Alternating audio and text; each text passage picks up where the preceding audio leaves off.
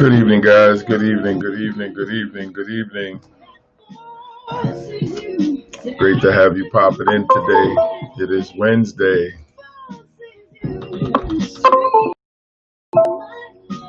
One of my favorite songs, boy.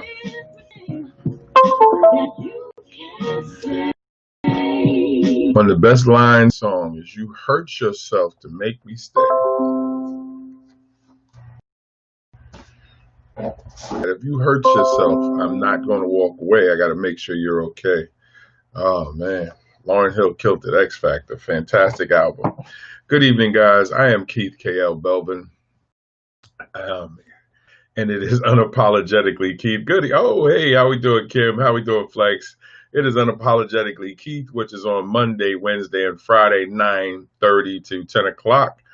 And so I am here showing up like I said I would. And we have some folks already here. Kim is here. Flex is here. And if you're watching for the first time, welcome. And if you're watching on Periscope, make sure that you tap that screen to give some hearts. That lets me know that you're enjoying the content.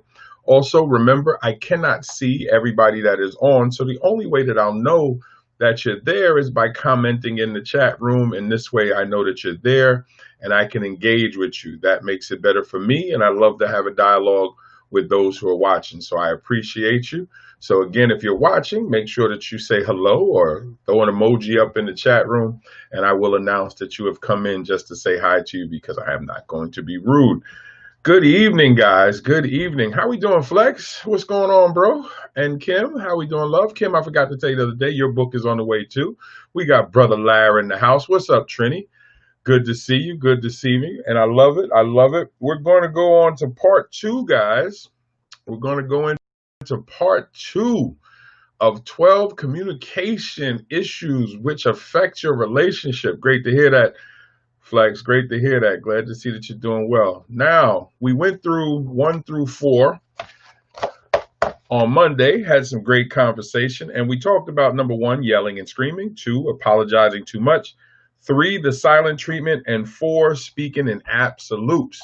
So tonight, I have 4 more. We're going to have some discussion about it, and please let me just remind you of this. I interact with you. So as I give it, if there's something that touches something with you and you want to say something, put it there, put it out there. Let me know and I will read it so that the other members in the chat room can hear it, because we're on 3 platforms. We're on Facebook Live, YouTube Live, as well as Periscope. So when you post in the chat room, I can see it, but depending on if the person is not in your particular platform, they may not be able to see it. And in some, I'll even post on the screen because I would think it's something that we all need to see. So tonight, we're going to do numbers 5 through 8 because we have 12 in total. We're going to do numbers 5 through 8. And these are communication issues because communication is a pillar of any relationship for me. Now, I don't know anybody who would disagree with that, but okay. For me, communication, trust. Those are 2 of the pillars, because those 2 foundational principles can help any can form an incredibly strong bond in any relationship. When you are able to communicate with your significant other, when you are able to trust your significant other, there is nothing that you 2 can't do. So that's why I wanted to talk about communication this week. So let's get right into it, guys. Let's go to number 5. Okay, number 5, which is the first one for tonight. Should and shouldn't. Any communication around invalidating your partner's feelings is a non-starter. And what I mean by that is when you have a significant other and you start telling them what they should and should not do because of how you feel, and you're not considering their feelings. Now, here's the problem. You are not their parent. They are not your parent. So when you start dealing with shoulds and shouldn't, this is what you should do and this is what you shouldn't do. Let me tell you right now, you are killing your relationship because you are invalidating the person that you are dealing with and say you care about when you start telling them what they should and shouldn't do, what they are going to do. It doesn't work that way. The communication should be free flowing. You should be able to have a discussion and talk about it. If you don't agree with something, that's cool. If you don't like something, that's cool. You two should be able to talk about it. But when you stand up and say you should or you should not, and you demand, when you start making demands, the relationship is going south. Now, guys in the chat room, Kim, Flex, Larry, have any of you had to deal with something like this? Or have any of you been the person that has put the shoulds and shouldn'ts to somebody else that you were dealing with? Let's hear from you guys in the chat room. Larry, you feel what I'm talking about? Flex, you get it? What's going on? Have we dealt with these shoulds and shouldn'ts, or are you the person that does that? Let's be honest. The more honest we are, the better it is, because I think these are the things that we have to look at. Is this something that we're doing? And I got to be honest. I was never really that way with my ex, and I'm not really that way with my wife now.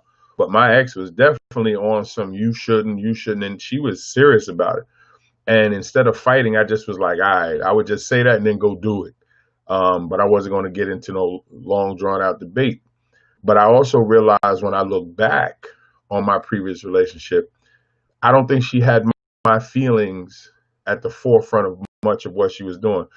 T to the Y, and you must add the Jones is in the house. What's going on, Brother Jones? Great to see you.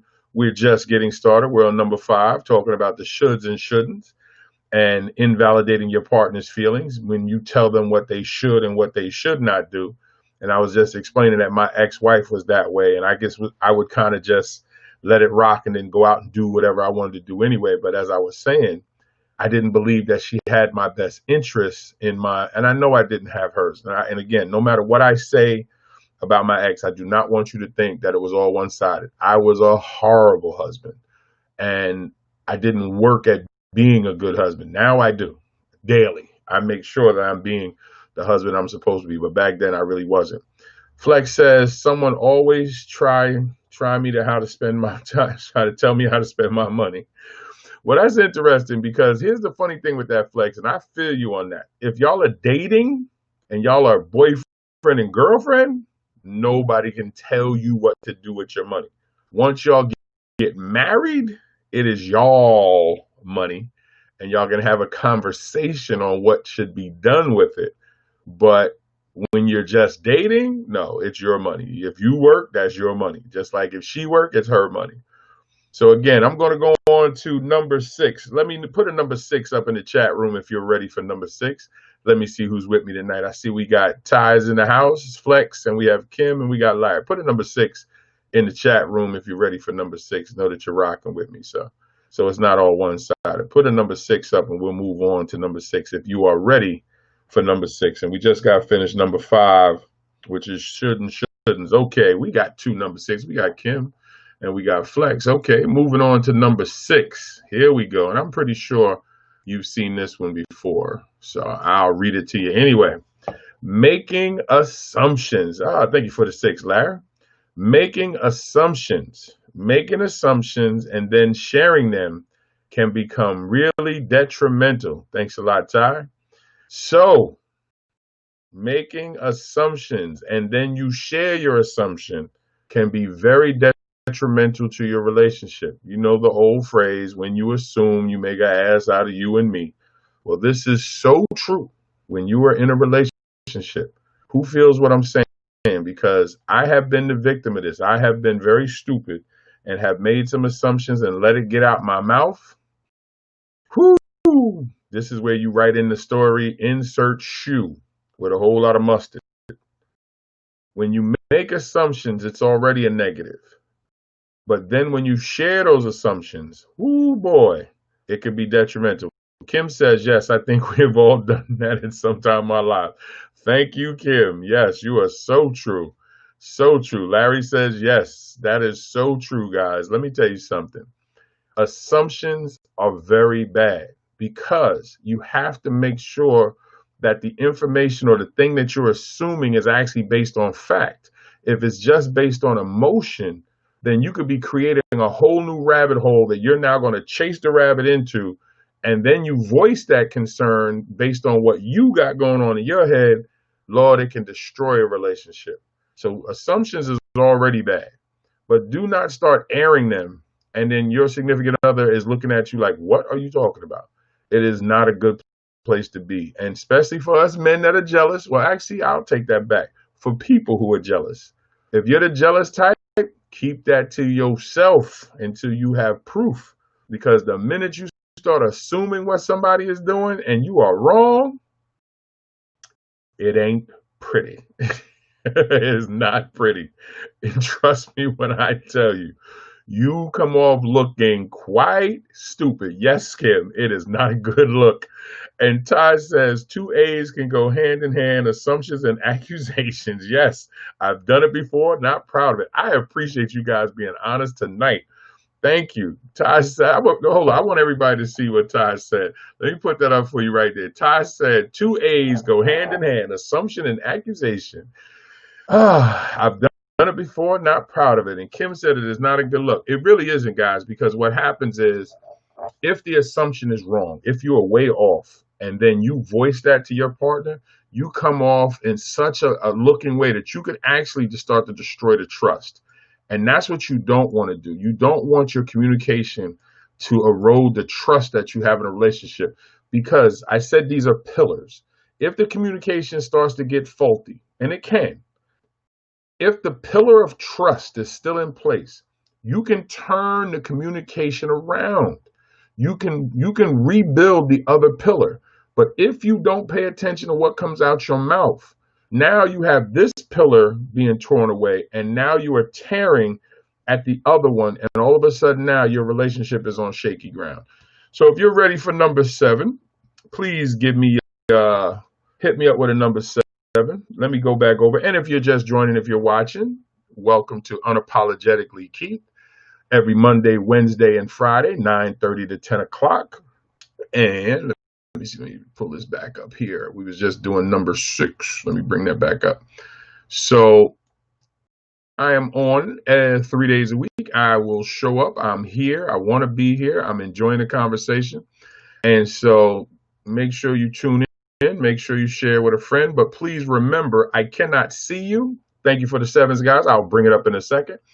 Remember, I cannot see you if you're watching me. You have to come join us in the chat room, and then I can formally acknowledge that I see you, and definitely join into the conversation, because that's what makes this interesting. Not just listen to me, that I get to interact with you, and that's what's exciting for me, because it is not just what I see as the crisis specialist. It's actually what folks put out, and we got some great folks in the chat room. Trust me when I tell you. Shout out to Flex, shout out to Larry, shout out to Kim, and I'm missing somebody. Who did I miss? Shout out to Ty. There we go. I got everybody. Okay, here we go. Number 7, guys. Let me bring this back up, and we'll go to number 7. Number 7. And this one is a big one, so I want to stay here for a hot second. There we go. Not asking for what you need, can become a major roadblock to a healthy connection. Let me tell you something. This right here, all right? And when we talk about not asking for what you need, in my first relationship and sometimes now, I do not say at the time what I need, because I was big on just trying to figure it out myself. I had to learn, and I don't do it as frequently now, but I had to learn that, my wife is gifted. I know she is, don't get me wrong. But I had to trust that she can get it done when I can't. I would take so much weight on myself to get things done that I wouldn't actually ask for what I needed. Now, in my previous relationship, when I needed certain things to stop, when I needed my ex just to stop doing certain things, I got fed up, so I just got quiet, and I just didn't say anything. I just said, I'm tired. And I found that I was spending more time sharing with other women what I needed than I was at home. Now, I haven't done that in this relationship. Actually, when we first started dating, yes. If you read my book, From Gigolo to Jesus, you will see that I was a lot of things that I'm not proud of. But once we got married, no. I have not cheated on my wife, and I don't get into any of that since being married. But those first 5 years, yes, I was not monogamous. I was not faithful. And when you read From Gigolo to Jesus, you will see that I tell the whole story. And so what I was finding was, instead of dealing with my emotions and dealing with the things that I had going on in the house, I was taking those outside of the house and spending that time with somebody else and then sharing with them what I needed. Now, does that anybody else did that or anybody else been the recipient of that? Come on now, I know I'm not the only person that was out there cheating. And I know I wasn't the only person taking something to the next person and having a conversation with them instead of my significant other. Or were you the person that somebody else's man or woman was coming to you? Come on now. Don't get quiet on me in the chat room now. All of a sudden I notice I don't see nothing over there. How are you? Oh, Flex throws a hand up. How are you guys with asking for what you need? Or is that something that hits home with you? Do you understand where we're coming from with that? Because it is extremely important. This is why I said I wanted to park here for a second. I was cheated on. Okay, I'm sorry to hear that, Kim. It's sad because often we will go to somebody else and have the same conversations that we should be having home with our significant other. And that's sad. I admit. Thank you, Ty. I appreciate that. I mean, at the end of the day, guys, we're human. And what connects us is that we have similar feelings, similar wants, similar needs, of course. It really comes down to how we address those wants and needs. And if something is lacking, do we now ask for what we need? Some of us won't ask because we don't want to hear no. Some of us ask because we don't want negativity from what we're asking for. Some of us don't ask because we don't think we're worthy. So whatever your reason for not asking for what you need, it is a dangerous position to be in because you're quiet to the things that you need to be you. If you know something is going to make you happy and you don't ask for it, then the return is sadness. The return is pain. And if you need them to stop talking to you a certain way, if you need them to stop treating you a certain way, if you need them to hit the sheets more often, you better open up your mouth or your legs or whatever it is that you need to do. You need to go ahead and do it. I'm sorry, I had to go there because it's true. If you need it, speak up, because if you know what makes you happy and to stay quiet. And I did that, man. I needed so badly just to tell my ex, just stop. And I didn't. I just stayed quiet. Was like, yo, that's why when I was playing X Factor earlier, I told you, if you were here on Monday, I told you guys, X Factor, Chico DeBarge's Listen to Your Man, and Tyrese's Sweet Lady. I must have played those 3 songs in rotation to the point it was driving my ex crazy, because Chico DeBarge, Listen to Your Man, because my ex never listened to me. Tyrese, Sweet Lady. That's right, a closed mouth. That's my line right there, Kim. Thank you for saying that. I say that all the time. When I was in the classroom, I used to say to kids, a closed mouth don't get fed. Open your mouth. Tell me what's wrong so I can deal with it. Chico DeBarge's Listen to Your Man, Tyrese, Sweet Lady, because I was actually playing a song for the chick that I was messing with. And then Lauryn Hill's X Factor, because I wanted to leave so badly, but I wasn't saying nothing. So I was letting the music play for me, and it was in heavy rotation, and it was driving my ex crazy. But Kim is 100% right when she says a closed mouth does not get fed. She's 100% right. Often we don't say anything. And if you do not speak up on your behalf, you lose. And I'm going to tell you guys, if you don't step up and ask for what you want, your partner will say, well, you never told me. How was I supposed to know if you had just said something to me? So do not let a relationship end and you left chips on the table. You got to step up and really get into what you're saying. So I appreciate you guys for responding. Okay, so let me just go back over what we've done so far. Number 5 was should and should nots, telling somebody what they should and should not do. Number 6, making assumptions, which I like, which Ty added, was the accusations. I'll make a note of that because I think I'm going to add that for future, in the future, if I do this again, making assumptions and accusations. I think both of those are great. So appreciate you, Ty, on offering that. And number 7, which we just went over, is not asking what you need. So if you've just tuned in late, you're watching Unapologetically Keith every Monday, Wednesday, and Friday, 9:30 to 10 o'clock. I am here. I'm showing up. I appreciate you. I am a crisis specialist, which means I specialize in trying to help people through the negatives that may be going on in their lives or in their relationships. This week, we're covering the 12 communication issues which affect your relationship. We've already did 1 through 4. We're covering 5, 6, 7, and 8, and we're about to go on to number 8. So if you guys are ready for number 8, put a number 8 in the chat room. Let me know that you're rocking with me. And let me give a little shout out. We got Kim who's rocking. We got T to the Y, and you must add the Jones. We got Brother Flex in the house. We got Larry in the house. Let me see if there's anybody else that I might have missed. Nope, that is it. Okay, we're good. So we're about to move on. Flex showed up at number 8. Kim threw up a number 8. All right, we got 2 folks ready. I know the rest will pop in. All right, let's go to number 8. This one right here. Woo, here we go. Now, y'all, when I put this up, there we go. I'm going to put it up. Y'all tell me before I even say anything, put a 1 in the chat room if you have dealt with somebody not bringing up the issue before it became a bigger problem. It is, oh, hey, Keisha's here. Shout out to Keisha. Hey, Keish, how we doing, love? All right, number 8, not bringing up the issue before it becomes a bigger problem. Well, before I get into that, Keish, how we doing, love? Good to see you. Hey, we have Lavelle's in the house. How we doing, Lavelle? So welcome, guys. We're talking about the 12 communication issues which affect your relationship. We're doing numbers 5 through 8. We did 1 through 4 on Monday. So we've already did number 5, which is should and shouldn't. You shouldn't tell your partner what they should and should not do. Number 6, making assumptions, which Brother Ty added in the chat room, accusations. So we're going to make that making assumptions and accusations number 6.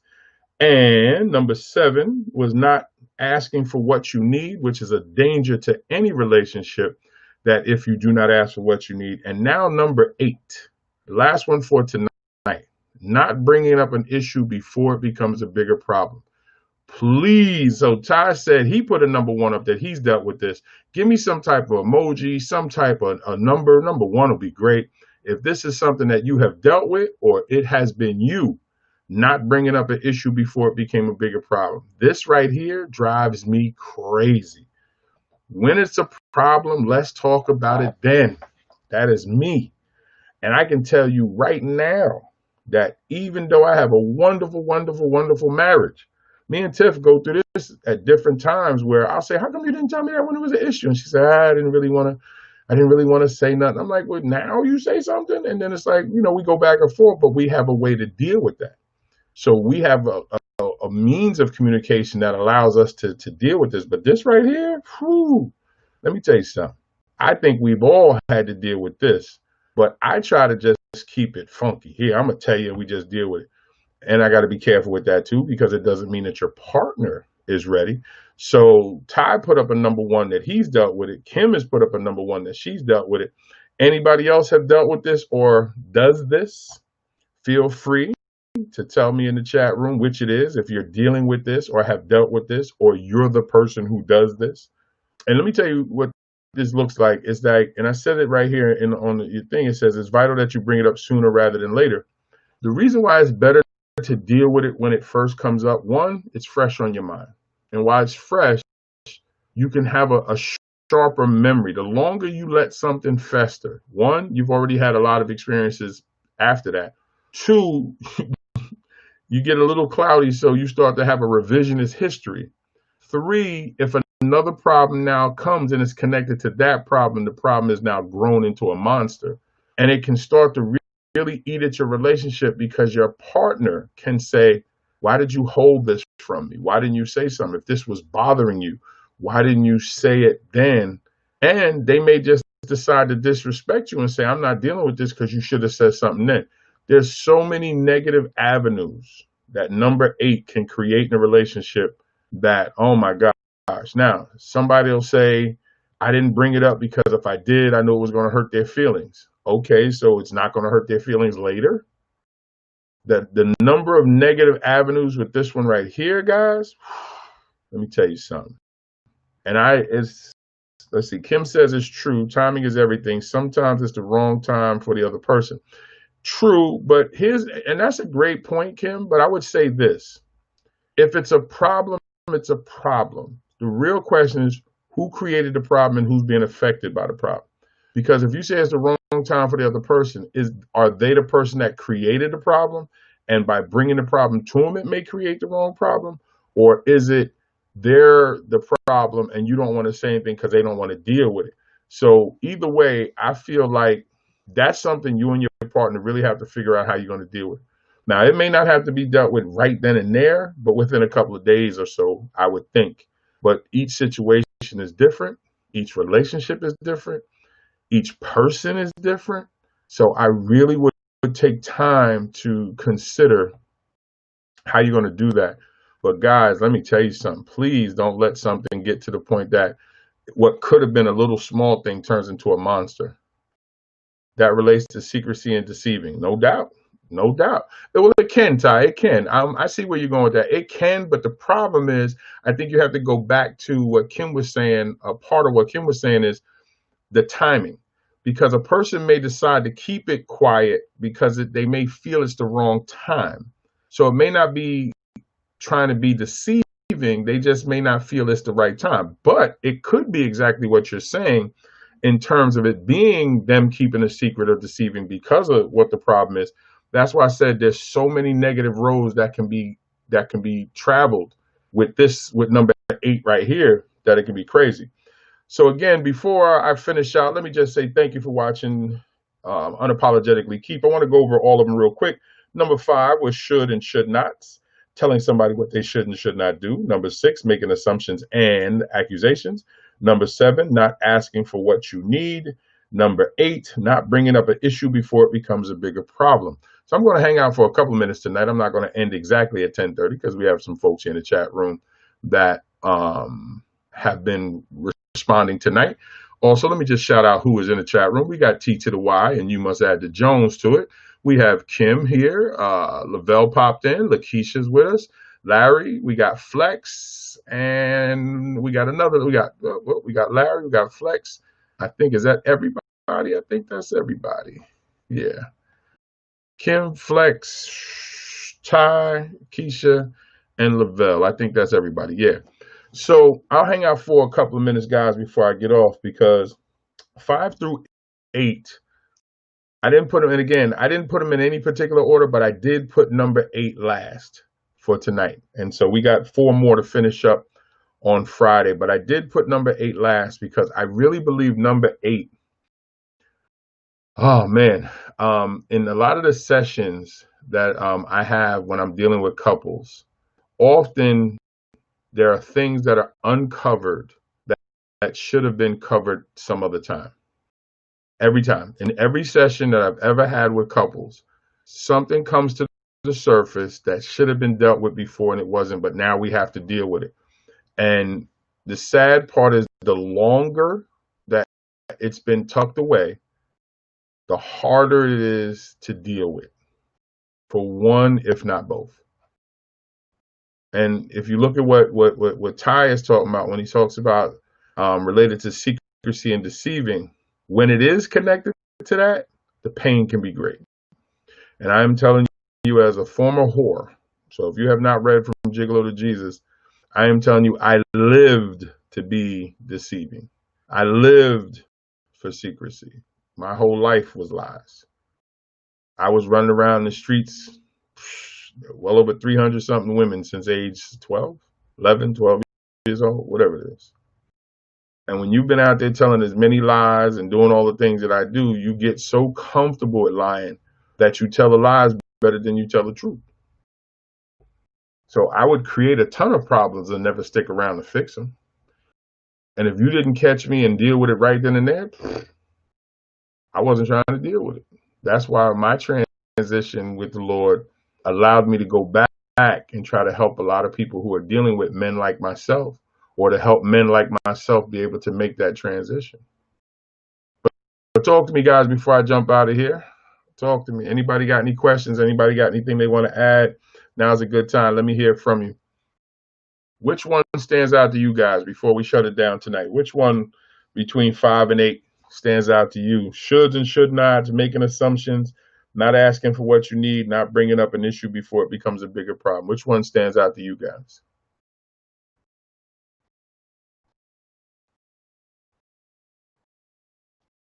because I'm going to shut it down a little bit. So let me have a little conversation with you guys. If not, I'm going to get ready to shut it down. Let's see. Keisha says, I'm guilty of it in both ways. First, by not mentioning it right away, and then letting it fester. And by the time I done blew a fuse, it's definitely a work in progress for me. I respect that, Keisha. And that's true. I'm so glad you said that, because that's what happens in a lot of the couples counseling that I do, is that